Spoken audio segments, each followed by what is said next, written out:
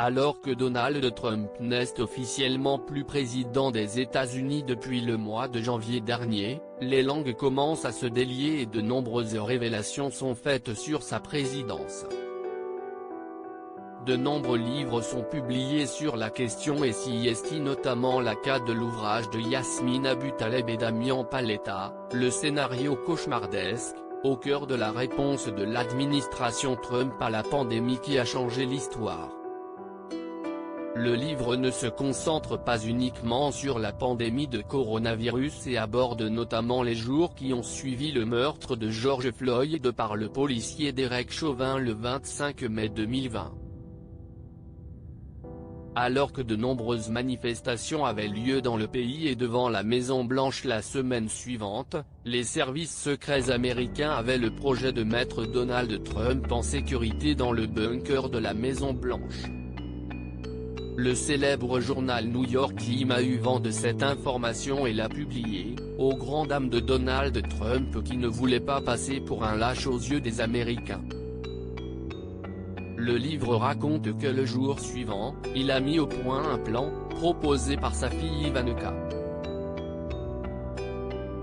Il devait montrer aux Américains qu'il ne se cachait pas dans le bunker de la Maison-Blanche. Il devait montrer son courage.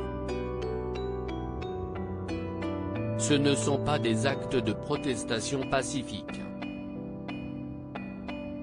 Ce sont des actes de terrorisme. Donald Trump a donc agi. Alors qu'il s'adressait à des journalistes devant la Maison-Blanche le 1er juin 2020, il a ordonné aux forces de l'ordre de charger des manifestants qui protestaient pacifiquement non loin de là. Les policiers ont utilisé des balles en caoutchouc, des grenades flash et du gaz lacrymogène pour disperser les manifestants, provoquant le chaos sur les lieux de la manifestation. Donald Trump avait justifié sa décision devant la presse, ce ne sont pas des actes de protestation pacifique. Ce sont des actes de terrorisme. La destruction de vies innocentes et le fait de verser le sang des innocents sont une offense à l'humanité et un crime contre Dieu. Il avait ensuite annoncé d'autres actions du même genre, CIST pour cela que je prends immédiatement la responsabilité en tant que président de stopper la violence et de restaurer la sécurité aux États-Unis.